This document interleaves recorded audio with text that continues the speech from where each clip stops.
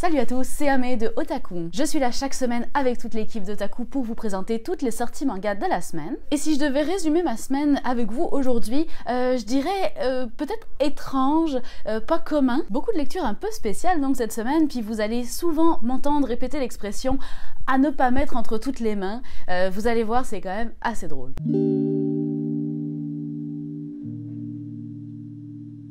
Et je commence cette étrange semaine avec Matka, un yaoi écrit par Ryo Suzuri, qui est l'auteur de Centaure, et donc c'est un manga qui était très attendu, car le style graphique de l'auteur l'a rendu très célèbre ces dernières années. Et il est vrai que le dessin de cette nouvelle publication est splendide. Mais attention, le manga n'est pas à mettre entre toutes les mains. On y suit Makoto, un gars dont l'obsession est d'invoquer un démon afin de manger sa chair, quitte pour cela à lui abandonner son âme. Puis enfin arrivé à ses fins, l'affaire se passe pas du tout comme c'était prévu, et Makoto, son âme déchue, doit devenir l'assistant du démon qui va le posséder. Le problème de ce manga, à mon sens, c'est qu'il commence très trash, même un peu trop à mon goût, mais ensuite il vire à la comédie, un petit peu à la The Devil is a Part-Timer, avec des scènes cocasses, du chibi, du SD. Bref, le mélange des deux est un petit peu bizarre. Le point fort du manga reste donc, comme vous avez pu le voir, les graphismes qui sont à couper le souffle. Donc c'était Matka par l'auteur de Centaure. On continue avec Bluephobia,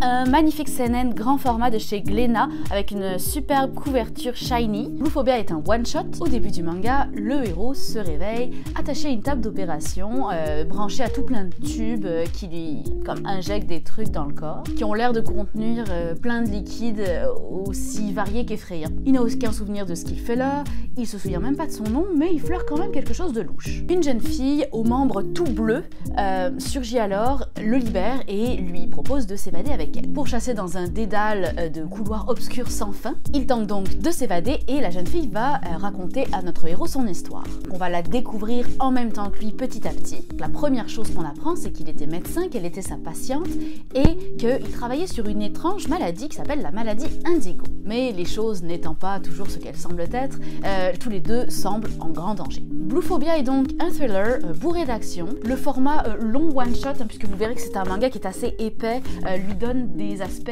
de long métrage, du cinéma. Ça bouge tout le temps, il y a du mystère autant qu'on en veut. Le personnage principal va retrouver ses souvenirs petit à petit, ça va nous éclairer sur la situation, qui est un schéma thriller assez classique, mais ça fait que c'est très divertissant, c'est quelque chose qu'on connaît déjà bien et que en général on aime bien. Par contre, ça manque cruellement d'originalité. Le schéma narratif est assez convenu. L'amnésie, l'enfermement suivi de l'évasion, les créatures monstrueuses qui vont apparaître, le savant fou, bref, c'est le confort et on a déjà vu ça. Mais au moins, c'est, comme je disais, divertissant, c'est quand même bien fait. C'était Bluephobia. Et on continue avec Sensuel Dilemme, qui est le nouveau manga de l'auteur de Second Love, Once Upon a Lie. Une comédie josei plutôt bien réussie, josei étant donc un manga de style romance, mais qui s'adresse plus aux adultes par rapport au shoujo. Une comédie josei donc plutôt bien réussie, mettant en scène une salary woman accomplie de 30 ans, qui est bien heureuse, mais qui commence à devoir penser au mariage. Ce qu'il faut savoir en effet, c'est que au Japon, il y a une tradition qui est encore bien implantée, qui veut que une femme doit être mariée, en passe d'avoir des enfants et doit quitter sa job pour devenir femme au foyer, et ce avant 30 ans. Alors bien sûr, les choses changent de plus en plus, bien sûr, mais c'est quelque chose d'encore bien implanté dans les esprits japonais. Une femme encore célibataire à 30 ans est une vieille fille irrécupérable. Donc dans Sensuel Dilemme, notre héroïne Shino a donc passé ses 30 ans et elle se sent gagnée par la pression sociale de vite trouver un mari. Quitte même, elle est prête pour ça à accepter le mariage arrangé proposé par sa mère. Ah oui, le mariage arrangé, ça aussi c'est une coutume qui nous semble un petit peu archaïque à nous en Occident, mais qui est encore bien d'actualité au Québec, même si évidemment la tradition tend de plus en plus à s'effacer dans les jeunes générations. Notre héroïne, en grande réflexion donc, est alors abordée par Mayuki, qui est un jeune homme qui a seulement 21 ans, qui lui demande sans détour de devenir sa blonde. Shino accepte alors sa proposition, mais à une condition, celle que leur relation prenne fin dès que Shino trouvera le prétendant idéal pour son mari. Mais bien sûr, vous pouvez vous douter que les choses ne vont pas se passer comme prévu, plaçant notre héroïne devant un dilemme cornélien. La raison ou la passion. Sensuel Dilemme est donc une belle comédie romantique, bien tournée, avec des personnages intéressants, une belle sensualité, des dessins doux et des sentiments sincères. C'était donc une très belle lecture. Donc c'était Sensuel Dilemme. Dans un style bien différent, on continue avec Mon cancer couillon. Mon cancer couillon, c'est une comédie autobiographique hilarante par Kazuyoshi Takeda. Takeda est un auteur satirique, à la plume acerbe et au sens de l'humour impromptu. Mon cancer couillon est un one-shot seinen qui est est édité en grand format par Pika dans leur collection Pika Graphics, qui est une collection qui regroupe tous les seinen qu'on pourrait qualifier de romans graphiques. Takeda nous raconte donc à travers des petites anecdotes rigolotes son cancer des testicules qui est survenu brutalement à l'âge de 35 ans. Un cancer qui est apparemment assez rare et dont le traitement a pour effet secondaire de rendre le patient stérile pour le reste de sa vie. Lors de son séjour de plusieurs semaines à l'hôpital, Takeda a fait la rencontre de plusieurs autres patients, surtout des personnes âgées évidemment. Il s'est lié d'amitié, il a découvert l'envers du décor du monde hospitalier, vu de l'intérieur, les internes maladroits, les infirmières stressées. Il a tapé sur les nerfs de sa femme, s'est réconcilié avec elle, il a appris à vivre autrement. Il est tombé, s'est relevé, a recommencé. On apprend entre autres que son traitement de chimiothérapie a eu pour effet secondaire de lui engourdir tellement les mains qu'il ne pouvait plus dessiner, alors que dessiner était sa raison de vivre. Le style de dessin naïf et épuré convient bien à ce genre de récit, de vie. Pas de fioritures, pas d'embellissement, les choses, les événements et les personnes sont dessinés tels qu'ils sont, à l'état brut. Bref, ce morceau de vie, raconté de cette façon aussi légère et palpitant, chargé en émotions, chargé en rire, une vraie bouffée de fraîcheur, à découvrir absolument, donc c'était Mon cancer couillon.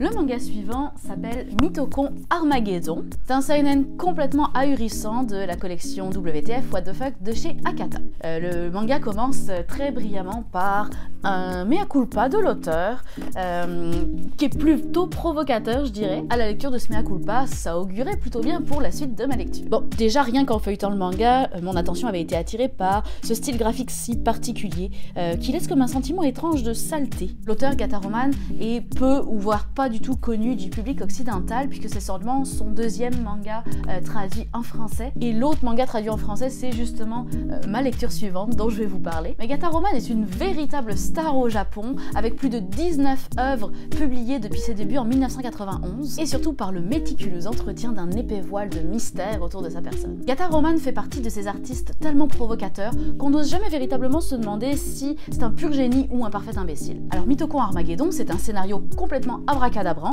à ne pas mettre entre toutes les mains, un style de dessin pour le moins spécial, mais qui fit complètement avec le propos de l'auteur, et qui n'hésite pas d'ailleurs à copier-coller des planches d'une page à l'autre pour créer un espèce d'effet de comique de répétition. C'est aussi un gros coup de gueule envers le monde de l'édition, qui est fait par un auteur qui est quand même chevronné. C'est un mélange de gore et de kawaii assez surprenant, et c'est surtout un gros parti pris. Je vous préviens, ça plaira pas à tout le monde. D'ailleurs, j'aurais de la difficulté à dire à qui ça va plaire en fait. C'était Mitokon Armageddon. Et comme je vous le disais, le manga suivant est du même auteur loufoque, donc c'est Heartful Company. Alors quand le patron d'une compagnie totalement dépourvue de scrupules, c'est dans le titre, Heartful Company, la compagnie au grand cœur évidemment, quand ce fameux patron apprend qu'il a un cancer en phase terminale et qu'il ne pourra prolonger sa durée de vie qu'en faisant de bonnes actions qui viendront contrer toutes les mauvaises actions qu'il a entreprises dans sa vie, et bien toutes ces tentatives de faire le bien autour de lui échouent misérablement. Il faut dire que ce patron représente vraiment le mal absolu. Encore une fois, l'auteur n'hésite pas à recopier page après page les mêmes dessins pour créer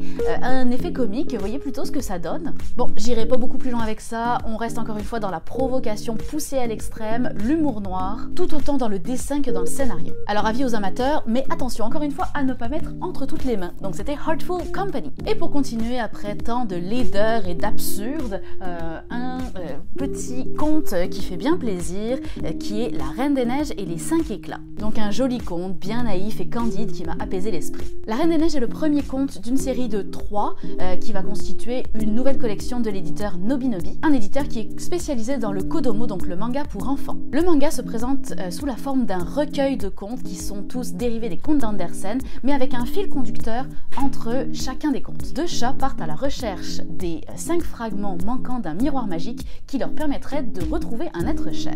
Ils voyagent donc à travers les contes et ainsi ils vont aider la petite poussette à retrouver ses émotions, la petite sirène à emporter son prince au fond de la mer, ils font la connaissance du roi nu, de la petite fille aux allumettes et ils terminent chez la Reine des Neiges. Les histoires sont superbes, tendres et émotionnelles, elles nous permettent de redécouvrir des contes sous une autre forme et surtout les dessins sont d'une beauté à couper le souffle. Donc c'était La Reine des Neiges et les 5 éclats.